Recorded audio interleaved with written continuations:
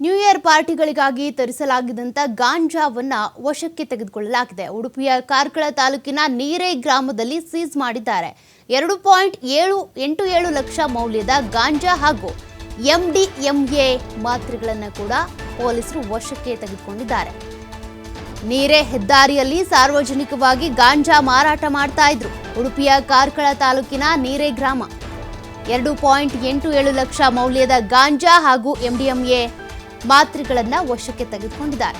ನೀರೇ ಹೆದ್ದಾರಿಯಲ್ಲಿ ಸಾರ್ವಜನಿಕವಾಗಿ ಮಾರಾಟ ಆಗ್ತಾ ಇತ್ತು ಗಾಂಜಾ. ಸದ್ಯಕ್ಕೆ ಈಗ ಪೊಲೀಸರು ಈ ರೀತಿಯಾಗಿ ಮಾರಾಟ ಮಾಡ್ತಾ ಇದ್ದವರನ್ನ ಬಂಧಿಸಿದ್ದಾರೆ. 4 ಆರೋಪಿಗಳನ್ನ ಪೊಲೀಸರು ಬಂಧಿಸಿದ್ದಾರೆ. ಕಾಪು ಮೂಲದ ಪ್ರೇಮನಾಥ್ 23 ವರ್ಷ, ಪೆರಡೂರಿನ ಶೈಲೇಶ್ ಶೆಟ್ಟಿ ಹಾಗೂ ಕಾಪುವಿನ ಪ್ರಜ್ವಲ್, ಉಡುಪಿಯ ರತನ್, ಇವರು 4 ಕೂಡ ಬಂಧನಕ್ಕೆ ಒಳಗಾಗಿರುವಂತಹ ಆರೋಪಿಗಳು.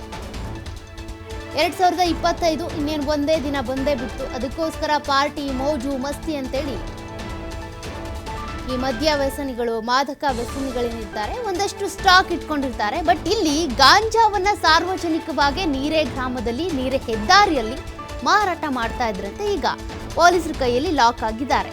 ಗಾಂಜಾ ಹಾಗೂ MDMA ಮಾತ್ರೆಗಳು ಇವೆಲ್ಲವನ್ನು ಕೂಡ ಮಾರಾಟ ಮಾಡ್ತಾ ಇದ್ರು. ಹೀಗಾಗಿ ಪೊಲೀಸರಿಗೆ ಮಾಹಿತಿ ತಿಳಿತಾ ಇದ್ದಂತೆ ಇವೆಲ್ಲವನ್ನು ಸೀಸ್ ಮಾಡಿದ್ದಾರೆ. 4 ಆರೋಪಿಗಳನ್ನು ಕೂಡ ಅರೆಸ್ಟ್ ಮಾಡಿದ್ದಾರೆ.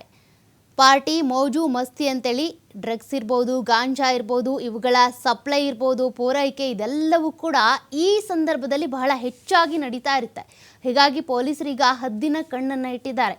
ಎಲ್ಲೆಲ್ಲಿ ಈ ರೀತಿಯಾಗಿ ವಿನಿಮಯ ಆಗುತ್ತೆ, ಗಾಂಜಾ, MDMA ಇರ್ಬೋದು, ಡ್ರಗ್ಸ್ ಇವೆಲ್ಲವನ್ನು ಕೂಡ ಮಾರಾಟ ಮಾಡೋದು, ತೆಗೆದುಕೊಳ್ಳೋದು ಎಲ್ಲೆಲ್ಲಿ ನಡೆಯುತ್ತೋ ಅಲ್ಲೆಲ್ಲ ಕಡೆ ಕೂಡ ಪೊಲೀಸರ ಹದ್ದಿನ ಕಣ್ಣು ಇದ್ದೇ ಇರುತ್ತೆ.